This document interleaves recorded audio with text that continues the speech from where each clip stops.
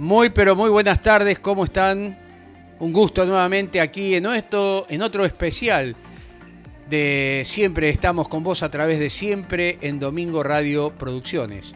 Hoy con un invitado especial, como ya dije al principio, y este invitado especial es de una consideración extrema. ¿Por qué? Porque es un especialista, es un médico especialista en todo lo que está pasando en esta pandemia. Es un médico infectólogo y me estoy refiriendo al doctor Pablo Bonveí, este médico que fue presidente en su momento de la Sociedad Argentina de Infectología y hoy es el jefe del servicio de infectología del CEMIC. Es un centro de educación médica e investigaciones clínicas. Norberto Quirno, doctor Norberto Quirno, sí, entidad de bien público y universitario, o sea que forma gente. Es parte del gran grupo de científicos argentinos que se destacan en el mundo. Tal vez el doctor no diga lo mismo por un tema obviamente muy personal, pero ustedes saben que los científicos argentinos están muy bien mirados. Y hoy precisamente vamos a hablar del tema por qué Laboratorios Pfizer elige a la Argentina para sus pruebas y para el desarrollo en el hospital militar de una vacuna para el COVID-19. Obviamente también hay preguntas que le vamos a hacer y relacionadas a esta pandemia, a este virus que ataca, no sé si es un virus o una bacteria, no soy médico, él lo va a aclarar, pero ya lo tenemos aquí conectado al doctor y evidentemente vamos a aprovechar y sacar jugo a esto que realmente hasta ahora no habíamos conectado, porque no habíamos tenido un infectólogo, habíamos tenido a políticos, habíamos tenido a gente que opinaba, y bien, pero hoy vamos a tener la medida científica, que es lo que estamos buscando. Y así que agradecemos al doctor Pablo Bomeí esta entrevista. Muy, pero muy buenos días, doctor. ¿Cómo está usted? O buenas tardes o buenas noches, depende para al que lo ve en directo o al que luego ve la grabación a través de Facebook Live en la página de Siempre en Domingo Radio o levantado a YouTube. ¿Cómo está usted, doctor? ¿Qué tal, Carlos? Muchas gracias por la invitación. Es un gusto para mí poder participar con ustedes del programa. Bueno, realmente el gusto es nuestro, doctor. Sabemos que usted está no ocupado, ocupadísimo, que está permanentemente en consulta telefónica, en el lugar de trabajo. Y ahora que lo tengo frente a frente y estamos los dos en cámara, en nombre mío y en nombre del pueblo argentino, creo que no me voy a equivocar, mis más sinceras felicitaciones para todo el equipo de gente que está poniendo el pecho, que es la gente de salud, de sanidad, los médicos, los enfermeros, los administrativos, los que están permanentemente allí en el campo de batalla. Y realmente, más allá de cuando empezó la pandemia los aplaudíamos, hoy reconocemos también el esfuerzo que están haciendo. Y con este trabajo donde Argentina, más allá de los números y más allá de que no soy médico, evidentemente han contribuido a que no se propague esta situación. Así que, doctor, estamos esperando que la transmisión se vuelva a sus canales habituales, ahí está. Se nos corta, seguramente debe tener algún problema de internet, pero bueno, ya lo estamos y lo hemos restablecido. Eh, Doctor, yo le estaba comentando a la gente que nos está viendo que gracias a ustedes la Argentina no tiene valores tan elevados en cuanto a COVID y a muertes relacionados a la cantidad de habitantes y a los infectados. ¿Esto es así? Sí, bueno, en primer lugar, gracias por la presentación y yo creo que también hay que rendir un homenaje a todo el personal de salud que hoy está trabajando intensamente en la primera línea de atención, en las distintas servicios de guardia, de emergencia, en los sistemas de atención de los hospitales y de las clínicas que realmente están haciendo un gran esfuerzo y además con un alto grado de exposición, a pesar de todos los elementos que hoy tenemos de protección. El grupo de trabajadores de la salud constituye un grupo de alta exposición y eso se ve reflejado en que hoy en Argentina, por lo menos, y esto pasó en todo el mundo, constituyen un grupo numeroso de las personas que adquieren el COVID. Así que creo que no lo tomo para mí, sino para todo el grupo de personal de salud, que no solo incluye a los que atienden a los pacientes, sino, como mencionaba, todo el grupo de administración que está en la atención de limpieza, de cocina, etcétera. Hoy es muy importante el trabajo de todos, así que creo que eso es importante mencionarlo y que la gente lo sepa. Yo creo que las medidas que se han ido tomando en nuestro país han sido medidas que se tomaron en marzo, cuando tuvimos los primeros casos. A partir de esos primeros casos, se acuerdan que el 19 de marzo se implementó la cuarentena con un altísimo grado de acatamiento. Creo que la comunidad tuvo una respuesta extraordinaria y esto se ha mantenido a lo largo del tiempo. Obviamente que a lo largo que pasa el tiempo es más complejo mantener todas las medidas, pero creo que lo importante de la cuarentena es que nos ha permitido adaptar el sistema de salud. Eso significa que el personal de salud se ha tenido que adaptar a nuevos protocolos, a nuevas normas.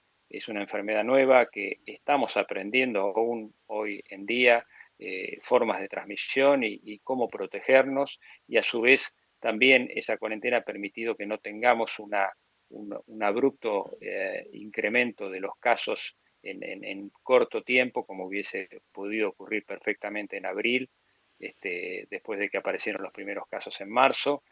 Y todo ese tiempo ganado nos ha permitido adaptarnos mejor a algo que sabemos que iba a ocurrir, que es la aparición de casos, porque estamos en un continente que hoy es el epicentro de la pandemia.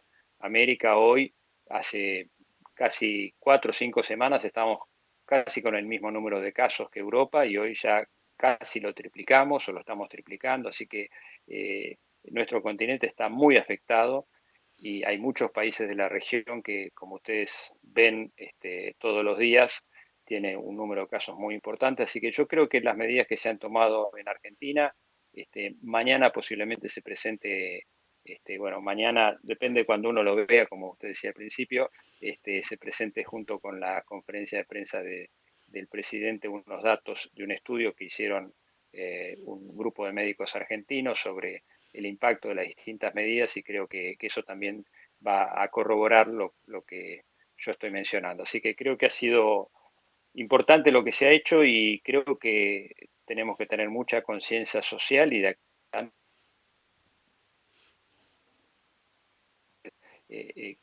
digamos, las medidas que por ahora han llegado para quedarse. Creo que hasta que no tengamos una vacuna efectiva, todo lo que es el distanciamiento social, el lavado de manos, el uso del barbijo, vamos a tener que mantenerlo por algún tiempo, y de a poco, y en forma gradual, sobre todo en el ámbito de Buenos Aires, ir retomando las actividades con todas las medidas de distanciamiento social y con protocolos para cada una de las actividades, ¿no?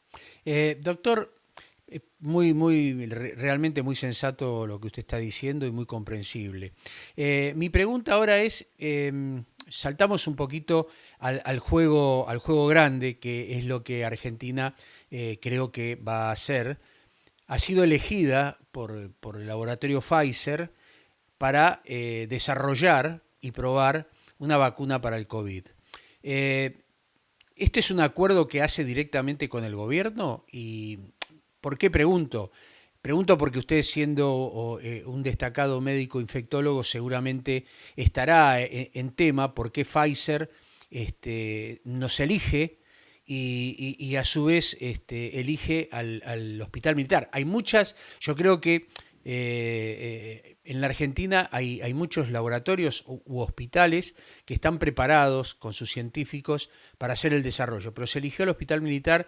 No voy a ni abrir juicio ni nada porque desconozco, pero realmente es un orgullo, creo que para la Argentina nos hayan elegido. Muchos dicen que nos van a usar de cobayitos, pero yo creo que los científicos argentinos están preparados para desarrollar realmente la vacuna, y ya hay indicios. Ya en Estados Unidos se está probando con cierta eficiencia, según parece, y hay con Pfizer y otro laboratorio más, son los tres que están pujando por tener realmente un resultado positivo. Vamos a ir de a poco con las preguntas. Esta es la primera. ¿Cómo ve usted la elección? No, yo creo que es muy importante que en nuestro país se puedan desarrollar estudios y que elijan nuestro país para desarrollar estudios clínicos, en este caso de vacunas, es muy importante porque eso muestra que el país tiene capacidad y tiene experiencia para hacer ese tipo de estudios. No es cualquier país que lo pueda hacer. Al mismo tiempo, estos estudios, por ejemplo, el de Pfizer se va a ir desarrollando en Estados Unidos y en Europa, de forma tal que no es que lo traen solo la Argentina, sino que se hacen en otros países desarrollados, más desarrollados que nosotros, pero bueno, es importante que podamos hacerlo acá porque tenemos la infraestructura, el conocimiento. Esto no es, digamos, no es un estudio que trae el gobierno al país, sino que es un investigador que lo encabeza y que el laboratorio Pfizer lo ha elegido a él y bueno, y el investigador es el que define en qué centro lo puede hacer, en este caso en el Hospital Militar, pero seguramente hay muchos otros centros en el país donde se puede desarrollar un estudio clínico que hoy es necesario para determinar qué vacunas pueden ser útiles. Hay que hacer este tipo de estudios acá o en cualquier otro lugar del mundo. Y no solo es esta vacuna, hay muchas otras vacunas en desarrollo, como usted mencionó. Hay una del laboratorio Moderna de Estados Unidos, que es una vacuna similar a la de Pfizer, que se está desarrollando allá en Estados Unidos, que tiene resultados muy parecidos hasta ahora al de Pfizer, y hay otras vacunas como la de Oxford, que por un convenio con Brasil lo va a estar haciendo también en Brasil, el estudio de la vacuna, así que y hay como 120 desarrollos de vacunas en distinto nivel de progresión, así que yo creo también que cuando haya vacunas disponibles no va a ser una sola porque no va a alcanzar, sino que va a tener que ser más de una. Lo importante es que se hagan los estudios en forma rigurosa, eh, evaluando la seguridad en todos los pasos del estudio y evaluando lo que se ha evaluado hasta ahora, que es la respuesta a anticuerpos, que en este caso el de Pfizer y el de Moderna han mostrado resultados promisorios, inmunidades, cuántos anticuerpos produce las personas que reciben la vacuna. Pero después tenemos que ver si esos anticuerpos efectivamente protegen. Para eso se hacen estos estudios a gran escala, en Estados Unidos, en Europa, en este caso en Brasil o en Argentina, que lo que permiten saber es si esos anticuerpos que genera la vacuna, que se vio en esa fase inicial, después realmente son protectores. Así que tenemos que cumplir una serie de pasos, pero es promisorio tener buenos resultados y tener también estudios que se hagan en nuestro país, que yo estoy seguro que este no va a ser el único estudio de vacunas, sino que va a haber otros que seguramente tengamos en el futuro cercano. Em, ¿Va a haber aporte de científicos de Pfizer, más toda la documentación pertinente a los avances que han hecho, o directamente van a presentar los avances y van a ser los científicos argentinos que van a estar a cargo de la investigación?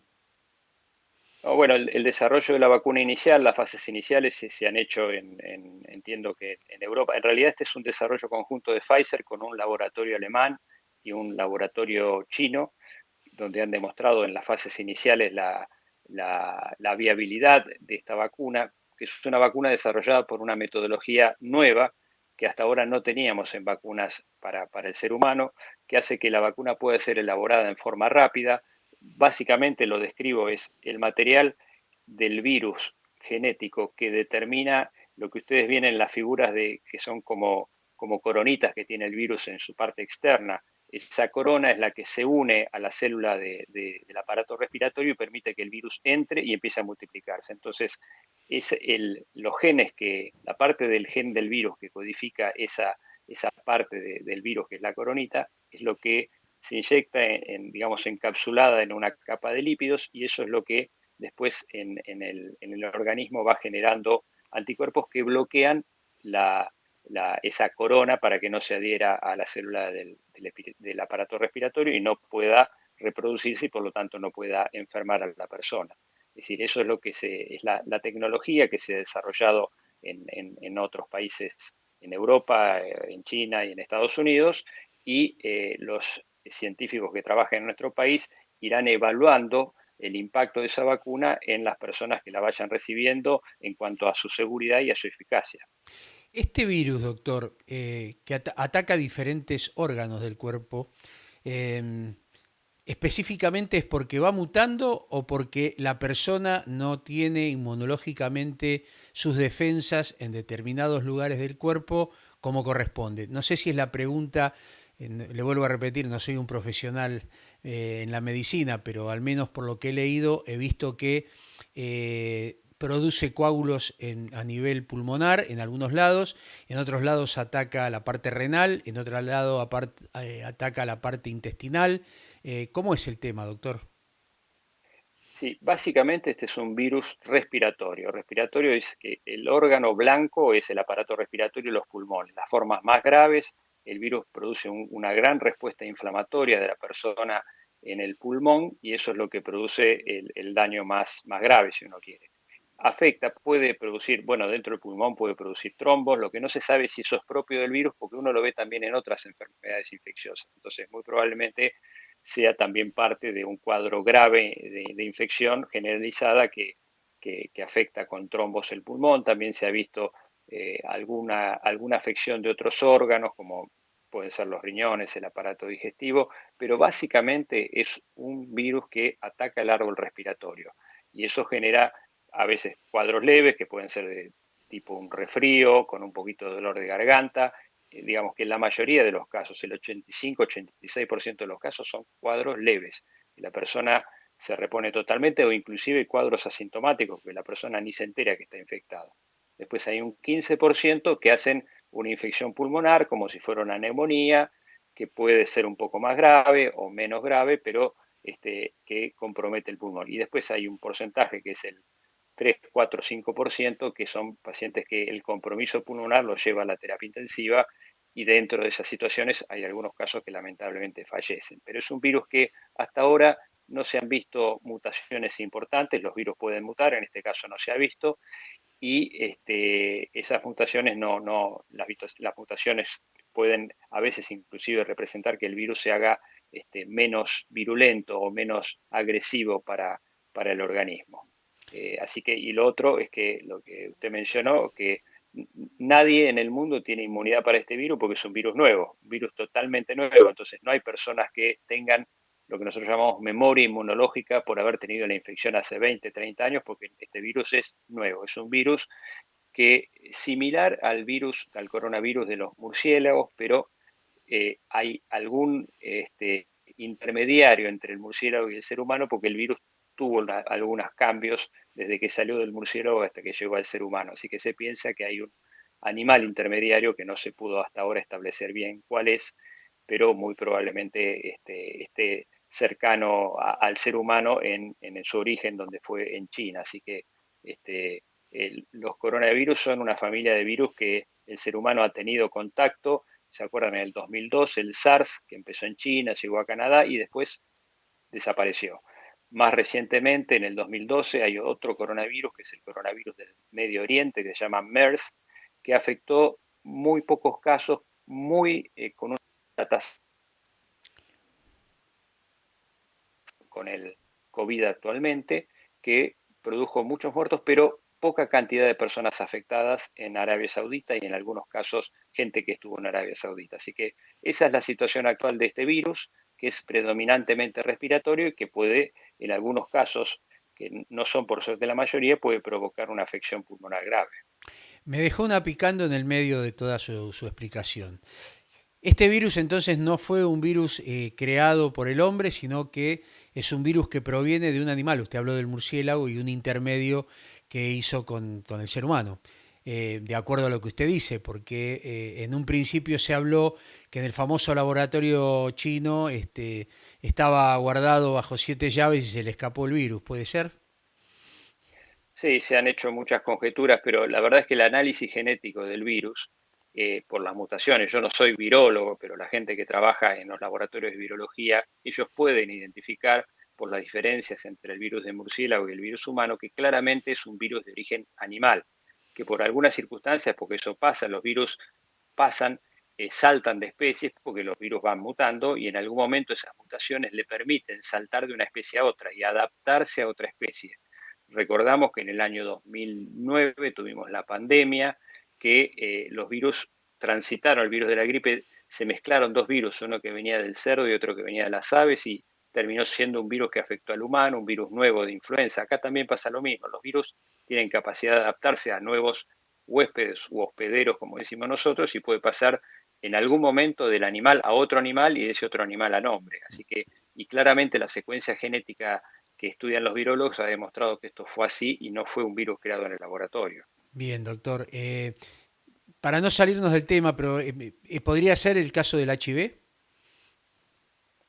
Bueno, con respecto al HIV, también ha sido un virus que no se sabía muy bien el origen, pero se ha ido pudiendo trazar el origen hacia la década del 50 en África. Muy probablemente es un virus emparentado con el virus de la inmunodeficiencia de los simios, que de alguna forma también fue mutando a lo largo del tiempo y fue transmitido de los simios al ser humano por distintas cuestiones culturales que suceden en África que han permitido esa transmisión y después una vez que llega al hombre se va adaptando y termina transmitiéndose, en este caso el virus del HIV se transmite por otras vías distintas al virus que produce el COVID, pero bueno, son ejemplos de la adaptación de los distintos organismos o microorganismos vivos a las situaciones a las que son sometidos. También el ser humano a lo largo de la historia se ha ido adaptando al medio ambiente y hemos desarrollado habilidades que hace millones de años no teníamos. En cambio, los microorganismos tienen esas habilidades de adaptarse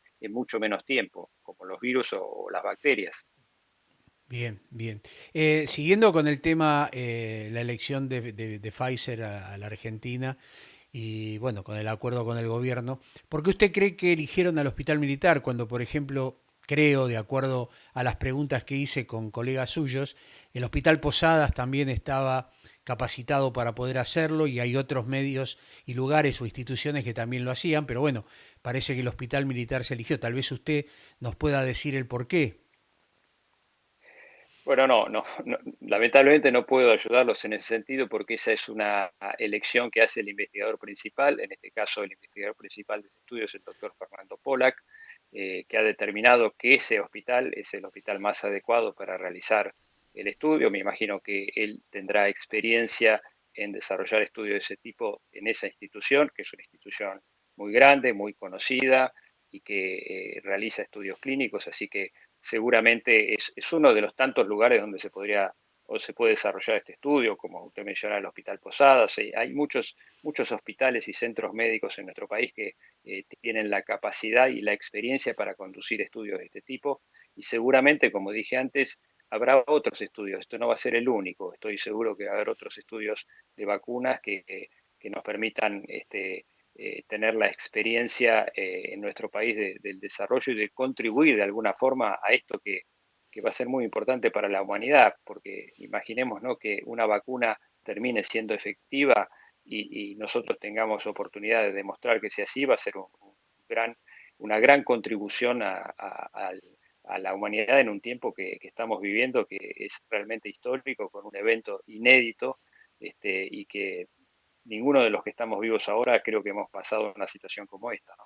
Sí, doctor, usted sabe que tengo preguntas, ¿no?, que me hace la gente. Una de las preguntas es, ¿qué beneficios tiene para la Argentina con relación a si Pfizer va a darle vacunas gratuitas? Para hacérsela más corta, ¿no?, porque es muy larga la pregunta. O sea, el beneficio que sacaría Argentina por ser, por poner a sus científicos a trabajar en el desarrollo. No, yo no creo que ese sea un beneficio porque habitualmente no es así. Lo que puede pasar es que al haber este, participado en los ensayos de investigación clínica de la vacuna, una vez que la vacuna esté lista, tendremos o tengamos en el país algún grado de prioridad, si uno quiere, porque me imagino cuando esta vacuna, si es esta vacuna la que demuestra eficacia, el laboratorio productor no va a tener capacidad para producir 7.000 millones de dosis, sino muchísimo menos seguramente, al menos en forma inicial, y esas dosis van a tener que ser distribuidas en el mundo y bueno, ante los pedidos de los distintos países, me imagino que se tendrá en cuenta que Argentina ha participado en un estudio clínico. Y lo otro que es importante, justamente para incrementar la capacidad de producción, eh, algunos o muchos laboratorios en los últimos años lo que han hecho convenios de transferencia de tecnología, porque a lo mejor no son capaces de producir toda la cantidad de dosis, pero si hacen un convenio con un laboratorio local que les permita producir vacunas con la misma tecnología, eso tal vez sea algo que se puede implementar. Pero todo es muy prematuro. Yo no creo que el hacer el estudio en nuestro país signifique que nuestro país reciba dosis en forma gratuita, sino que tal vez nos ponga en una situación un poco mejor para recibir dosis cuando empiece a ser distribuida, si es que este estudio demuestra que la vacuna es eficaz. No nos olvidemos que es bueno ser optimista, pero también hay que ser cautos, saber que un estudio de estas características lo que busca es demostrar que la vacuna es segura en primer lugar y funciona. Funciona quiere decir que es eficaz. Y eso todavía hay que verlo. Sí, continuando diciendo lo que usted dice, discúlpeme la redundancia, hay mucha gente que es antivacuna. Y bueno, estoy a favor de la vacuna porque en mi vida yo soy de la década del 50, donde la polio arrasó en la Argentina con muchos chicos, muchísimos chicos. Y gracias a este invento de John Salk tuvimos la oportunidad, más allá del dolor que nos daba el pinchazo, ¿no? Con esas viejas jeringas de vidrio y que dolían, produjo la salvación de mucha gente, sobre todo niños. Y creo que las vacunas desarrolladas convenientemente son eficaces. Usted piensa lo mismo, me imagino. Sí, las vacunas, luego del agua potable, son las medidas, la segunda medida de mayor impacto en la salud pública. Así que claramente las vacunas han traído un beneficio enorme a la población. Hoy, bueno, la polio es un ejemplo de ello. La polio, aún hoy tenemos casos de polio salvaje en dos países, en Pakistán y en Afganistán, lamentablemente porque por motivos religiosos, políticos y de situaciones de conflicto no pueden llegar a vacunar a todos los chicos. Entonces, lamentablemente seguimos viendo casos de polio en el mundo, que es increíble que todavía ocurran, pero realmente se ha trabajado mucho y sacando esos dos países que tienen por suerte muy pocos casos, prácticamente se está trabajando en la erradicación de la polio. Hemos erradicado la viruela. Nosotros de chicos nos vacunaban contra la viruela, hoy ya no hace falta más vacunar contra la viruela. Hemos reducido el número de casos de, por ejemplo, en chicos con la vacuna de neumococo, la meningitis por neumococo en chicos chiquitos. En fin, hay un montón de evidencias que muestran el impacto que tienen las vacunas en el bienestar y en la salud pública y en la salud individual de las personas, porque además también las vacunas en muchos casos permiten que otras personas, aunque no estén vacunadas, no se enfermen, o sea que el impacto es muy importante. Por supuesto que, como yo dije antes, la seguridad en vacunas es un elemento primordial que se evalúa en todas las etapas de investigación y aún después de que la vacuna está disponible para utilizarla a gran escala, se sigue vigilando la seguridad porque es un elemento, una cualidad que tiene que tener todas las vacunas.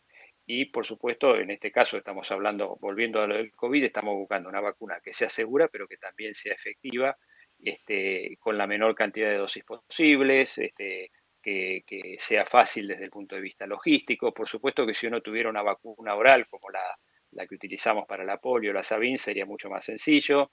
En fin, tenemos que buscar las formas de tener una vacuna segura, efectiva y que desde el punto de vista logístico permita, cuando la tengamos disponible, si algún día la tengamos, y yo creo que va a ser así, administrarla en forma masiva a todos los grupos a los cuales esté destinada. Seguramente, si hoy tuviésemos una vacuna, los grupos a vacunar serían el personal de salud, por lo que hablamos al principio, y también todos los grupos de mayor riesgo de complicaciones, los adultos mayores y los grupos de cualquier edad que tienen mayor riesgo. Esta enfermedad, una de las características que por suerte no tiene, la afección de los chicos, como ocurre en la gripe y en otras, que el grupo de los chicos es muy afectado, acá en esta enfermedad, si bien hay casos en niños, no es la población mayormente afectada ni que tiene las consecuencias más graves. Seguro. Usted nombró al doctor Sabin, al cual yo iba a recordar también, porque fue la vacuna rica, ¿no? Del terroncito de azúcar con la gotita en el Así es. primario que nos dieron luego de los 55, del año 55, en el 58, 59, según creo tener memoria, 60, se implementó en las escuelas públicas y en los demás colegios la Sabin oral con el terroncito de azúcar. Pero yo quería destacar en este intermedio de esta hermosa conversación que tenemos, a tres argentinos que fueron ganadores del premio Nobel precisamente por sus investigaciones. Me refiero a Bernardo Husey, a Luis Federico Leloir y a César Milstein, investigadores argentinos, los cuales nos pone en un nivel a la Argentina para que el mundo nos mire y para que sepan de que aquí la educación, y sobre todo usted que es recibido en la Universidad de Buenos Aires, la educación pública es fundamental. Y si tenemos gente que se educa, que lucha, porque muchos se han costado sus estudios trabajando y les ha llevado horas de sueño, de tiempo, haber permanecido un poco más que otros, porque hay otros que, bueno, privilegiados que podían estudiar sin trabajar, la importancia de la investigación y de las universidades argentinas, ¿no? Así es, yo creo que nuestros científicos, nuestros colegas, hay mucha gente destacada que está en nuestro país o inclusive que está en el exterior y que se destaca.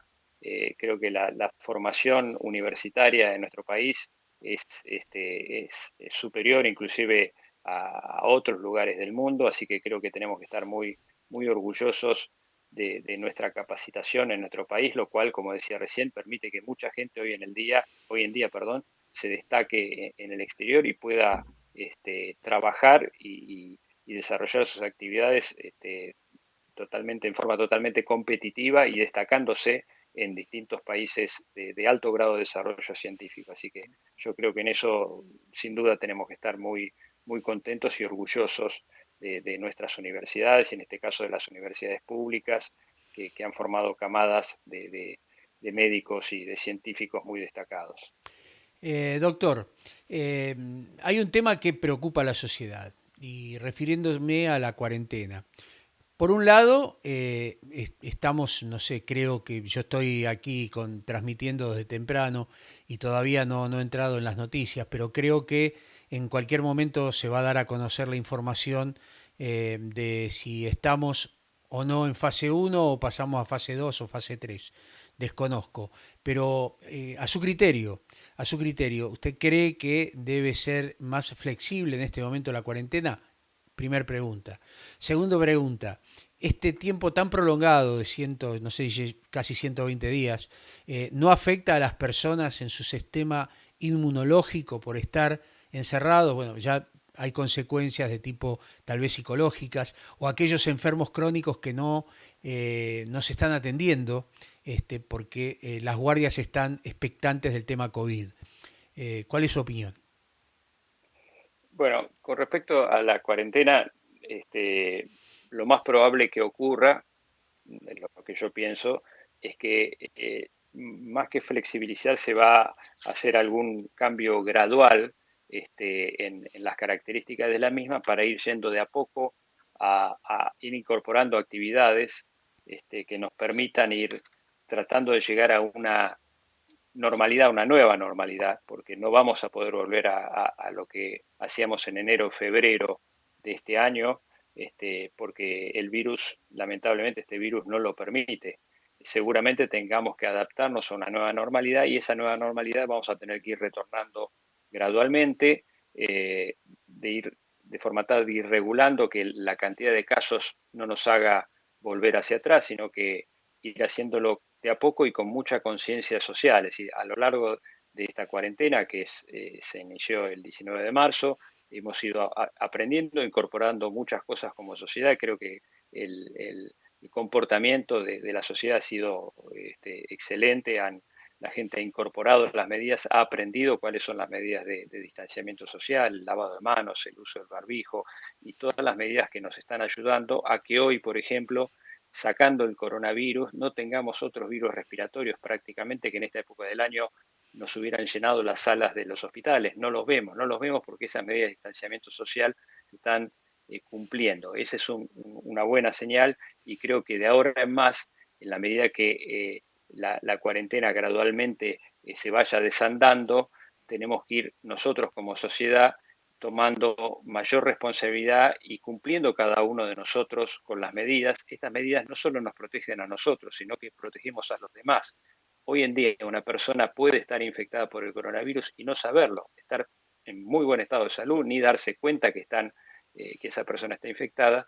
pero lo está transmitiendo, y lo está transmitiendo a lo mejor a un conviviente de edad mayor, a un conviviente con algún factor de riesgo. Entonces, tengamos conciencia y además, lo que digo yo, seamos inteligentes desde el punto de vista colectivo. En la medida que nosotros podamos cumplir con estas medidas, cumplir con protocolos en los lugares que se vayan abriendo, vamos a seguir teniendo casos indudablemente, pero esa gradualidad en los casos también nos va a permitir seguir manejándonos con esta nueva normalidad un tiempo hasta que tengamos una vacuna efectiva o hasta que tengamos tratamientos que nos permitan controlar la gravedad de esta enfermedad en aquellos casos que se tornan graves. Así que yo creo que esa gradualidad en la cuarentena nos va a permitir.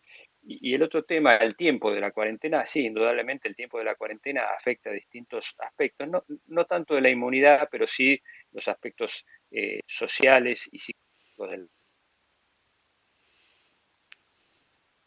seguir muy atentamente esos aspectos y no dejarlos de lado. Y creo que también ese cambio en las características de la cuarentena para ir volviendo en forma gradual a la etapa anterior tiene que ver también con esto y tiene que ver también con que mucha gente tiene una necesidad laboral realmente genuina y que de alguna forma tenemos que compatibilizar todo, proteger la salud, protegernos a nosotros y al mismo tiempo ir incorporando de a poco actividades que le permitan a la gente poder ir saliendo de esa situación de encierro que puede generar un impacto psicológico, emocional, laboral, que es importante tener presente.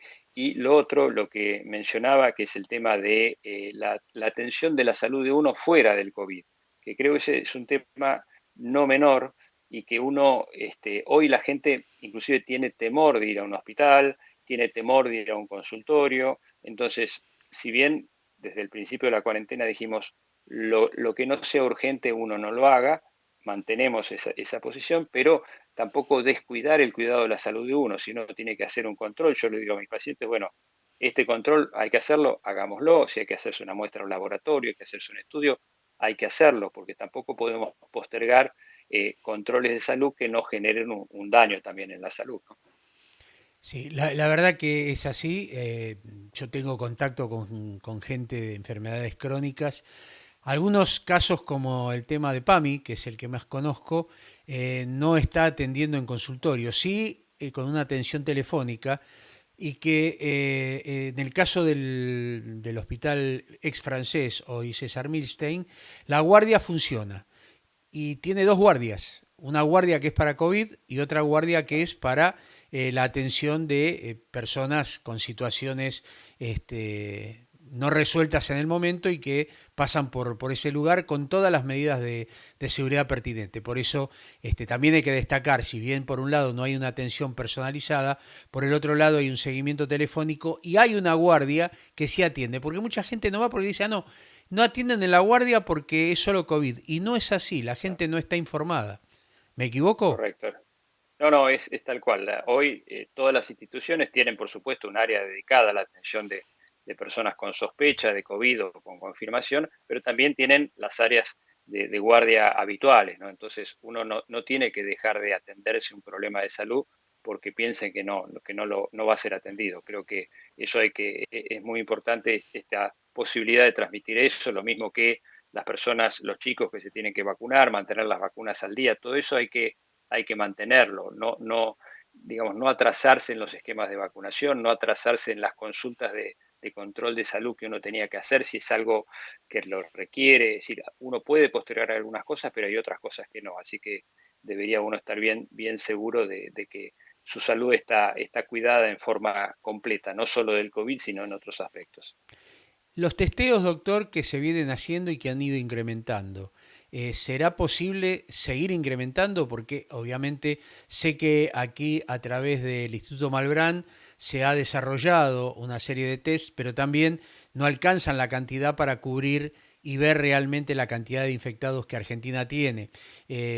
También sabemos que muchos países han boicoteado a través de los vuelos que llegaban eh, para transportar esos test y se han apoderado de ese material tan imprescindible.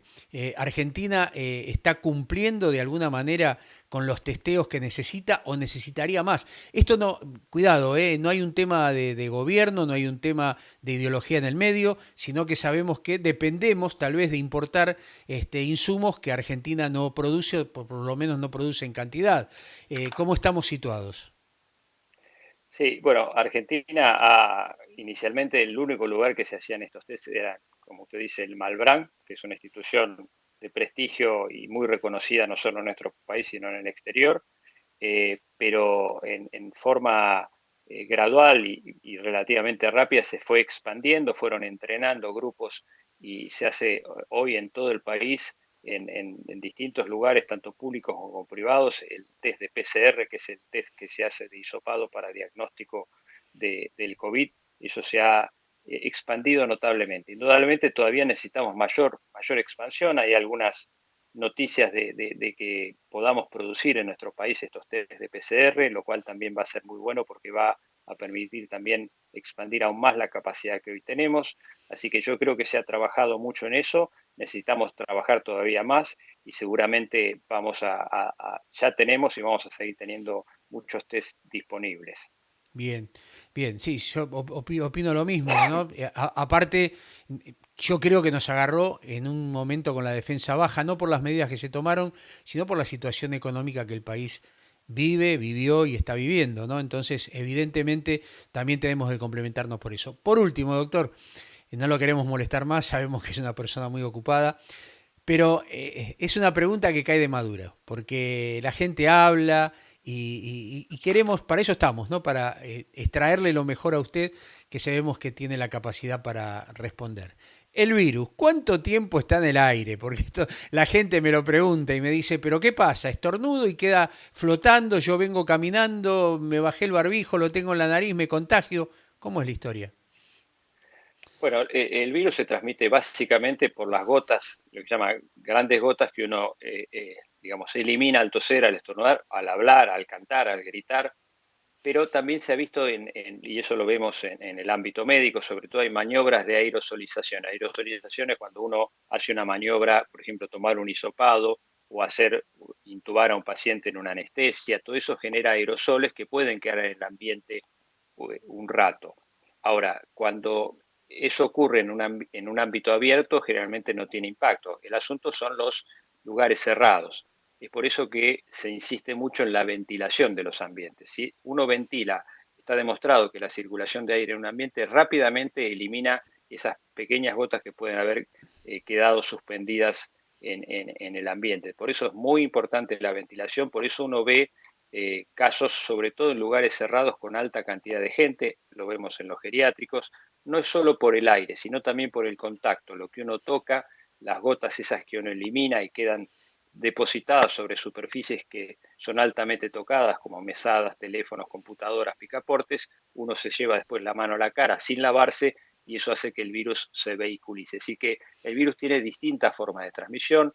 Lo del aire tiene que ver más, sobre todo en el ámbito de salud, con esas maniobras que yo le digo de aerosolización, o en lugares donde hay mucha gente en un lugar cerrado durante mucho tiempo, esa puede ser potencialmente una forma de transmisión. Pero después, las manos son un gran vehículo de transmisión y por eso la importancia también del barbijo y de no tocarse la cara sin haberse lavado las manos y de mantener la distancia de 1,5 metros a 2, que es donde no llegan esas grandes gotas, más allá de esa distancia.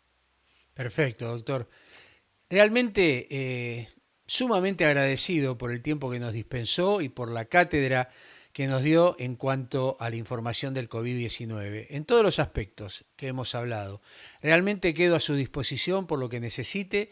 La gente de Siempre Estamos con Vos, a través de Siempre en Domingo Radio Producciones, le agradece muchísimo, muchísimo el aporte que usted ha hecho al programa y también a toda la audiencia y por supuesto al país, porque esto va a llegar a través de las repeticiones. Si se lo perdieron en directo, lo van a tener en repetición. Así que un abrazo muy grande, doctor, de parte mía y de parte de todo el equipo que componemos esta emisora que transmite, por lo menos a la comunidad, la verdad objetiva. Bueno, muchas gracias por la invitación. Un abrazo para ustedes. Muchas gracias, que siga bien. Gracias. Muy bien. Pasaba por nuestro programa el doctor Pablo Bombeí, Él es el médico director jefe del servicio de infectología del CEMIC. Realmente ha sido un gusto, un placer haber estado y compartido con él, donde creo que nos ha sacado el velo en un montón de cosas y sobre todo hablamos de algo que es importante para la Argentina. Que un laboratorio de la calidad y de la dimensión de Pfizer nos haya elegido a los argentinos o a la República Argentina, a los científicos de la República Argentina para desarrollar su vacuna.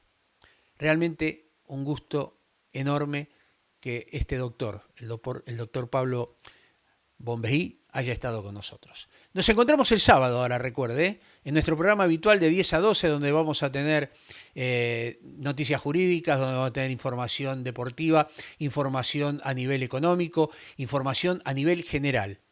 Esas 2 horas, como siempre, la vamos a disfrutar aquí, en Siempre en Domingo, Radio Producciones, con su producto Siempre estamos con vos.